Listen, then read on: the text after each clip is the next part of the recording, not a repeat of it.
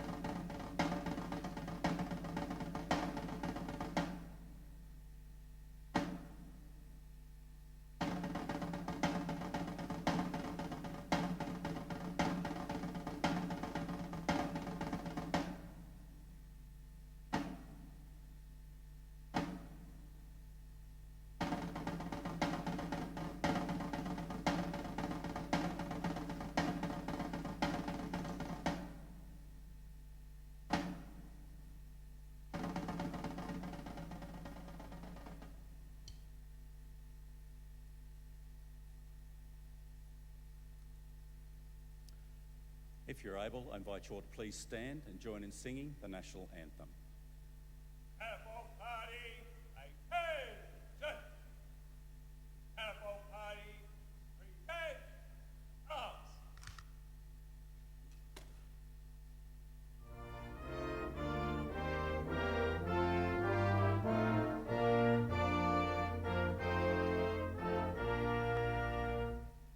Australians, oh, let us rejoice, for we are young and free.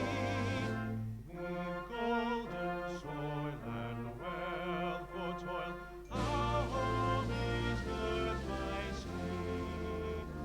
Our land abounds in nature's gifts, of beauty rich and rare. In history's page let every state advance Australia fair. In joyful strains then let us sing, advance Australia fair. Catapult party, shoulder up! Catapult party, order up! If you're able, please be seated. The Australian War Memorial was the vision of Charles Bean, Australia's First World War official historian.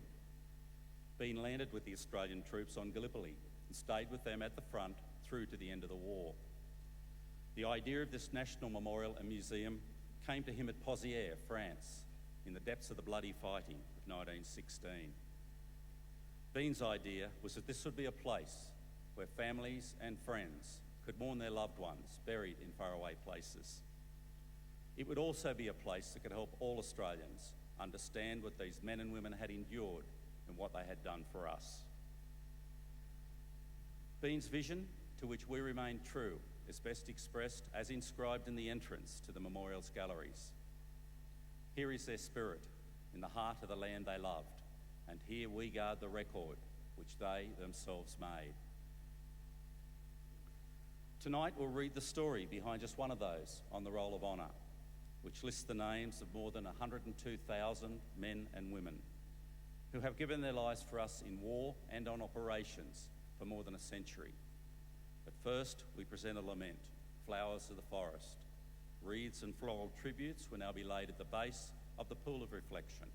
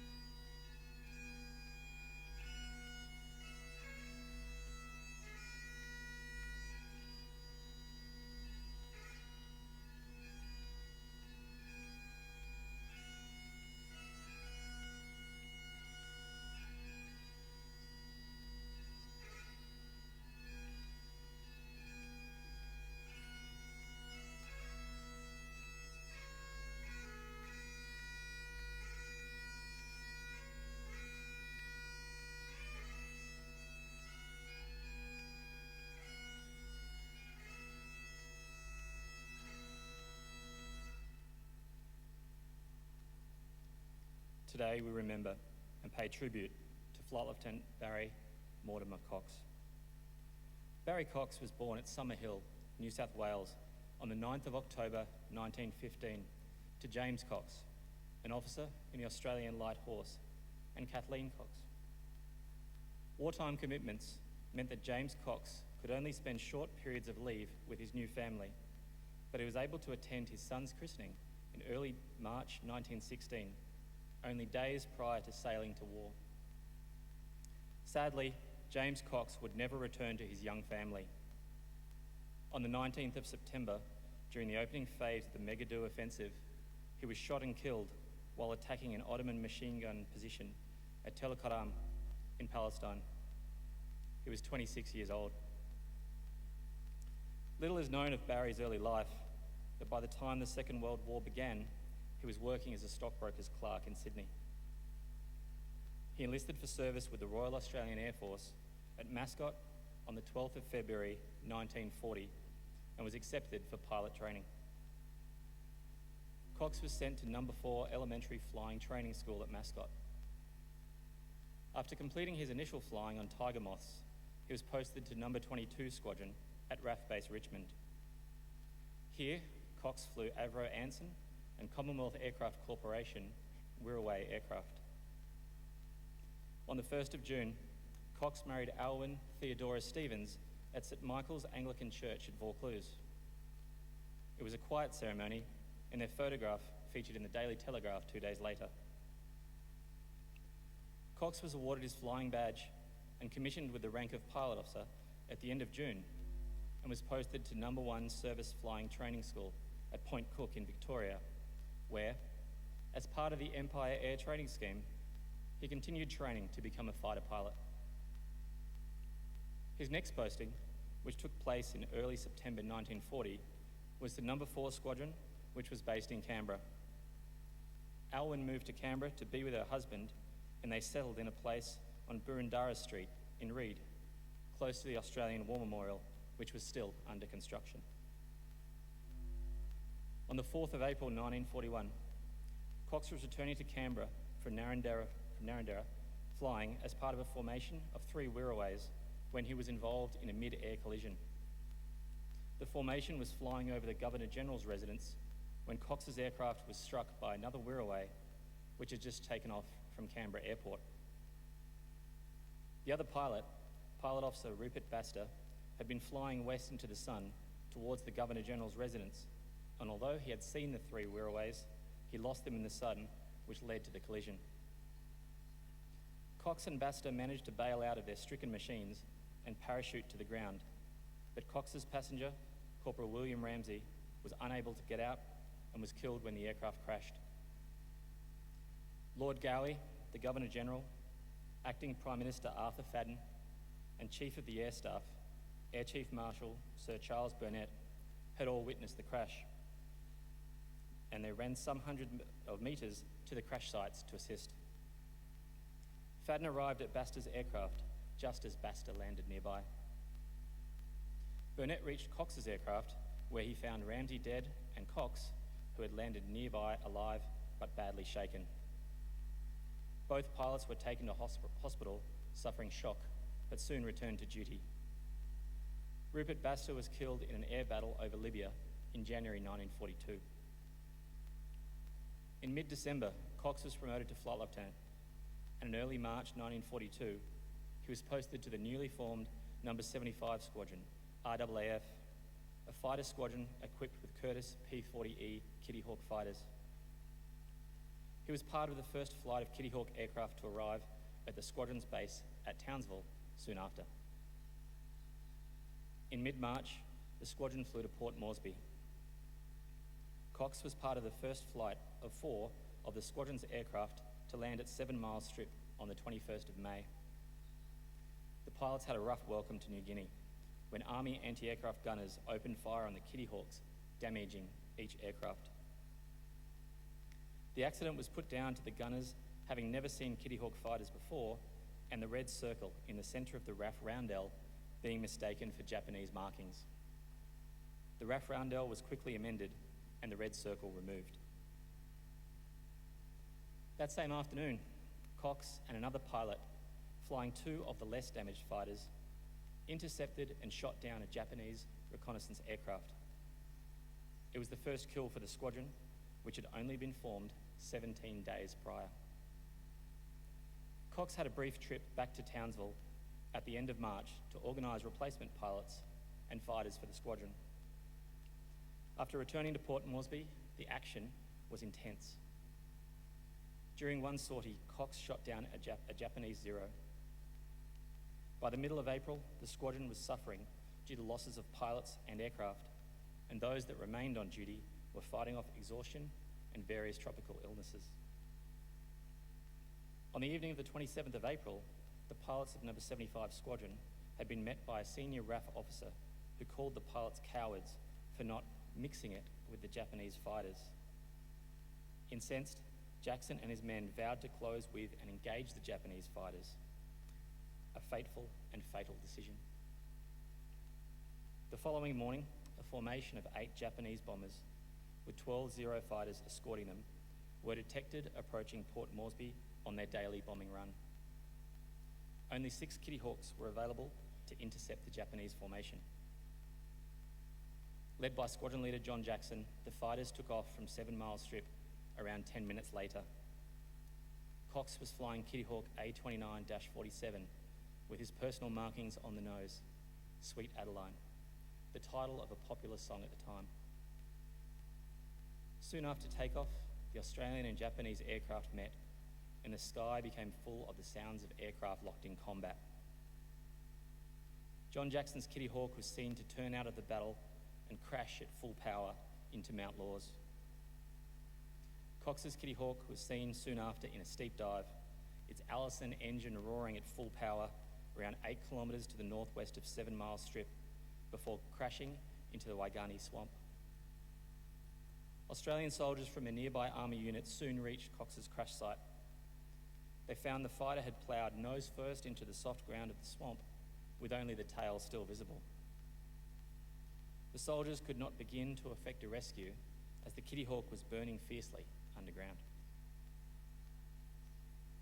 On the 4th and 5th of May, members of Number 75 Squadron travelled to the crash site where they recovered pieces of the aircraft, including a painted part of the nose, which carried the marking Adeline. Several attempts were made to dig down to the cockpit. However, the soil continually collapsed in on those working to locate Cox's remains. Several suspected bone fragments were recovered, but due to the charring, the squadron medical officer could not confirm that the fragments were bone. Further attempts to recover Cox's remains were abandoned. Cox was initially listed as missing in action, but a later investigation concluded that he had been killed either prior to or as a result of the crash. He was 26 years old. Number 75 Squadron's intelligence officer, Stu Colley, wrote of Cox at the time of Cox's loss that Barry Cox was a lovable personality who was extremely popular. He and other young fathers constantly compared notes on their children. Barry never lost his smile, and as a flyer of P-40s, he had few peers. After the war, Barry Cox's name was added to the Port Moresby Memorial, which lists almost 750 names of those who have no known grave. His name is listed on the Roll of Honour on my left, among almost 40,000 Australians who died while serving in the Second World War. His photograph is displayed today beside the pool of reflection. This is but one of the many stories of service and sacrifice told here at the Australian War Memorial.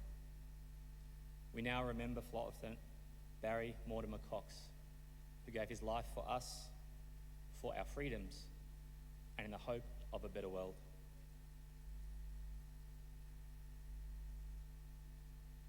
Careful, party. Shoulder up. Please stand for the reading of the ode and the sounding of the last post.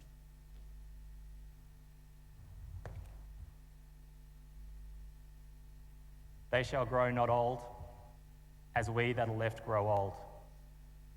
Age shall not weary them, nor the years condemn. At the going down of the sun, and in the morning, We will remember them. We will remember them. Catapult party, present arms.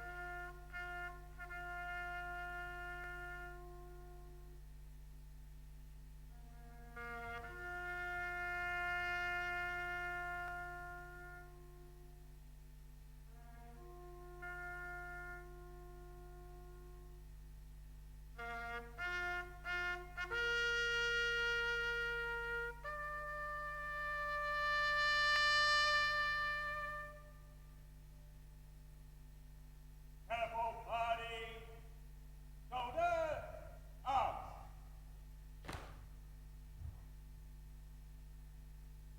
Lest we forget. Lest we forget.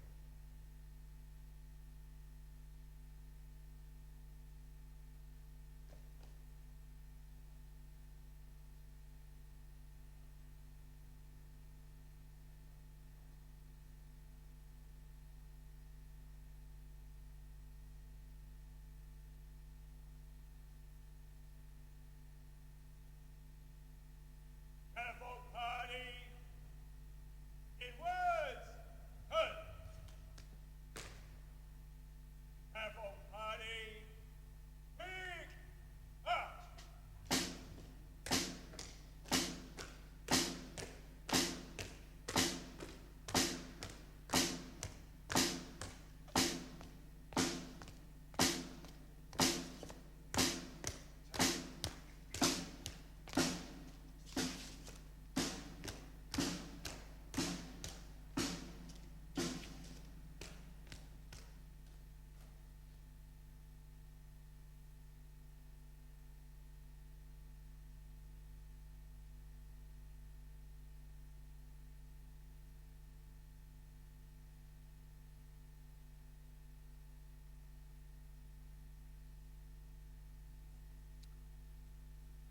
We leave you this evening with the words of the memorial's founder, Charles Bean.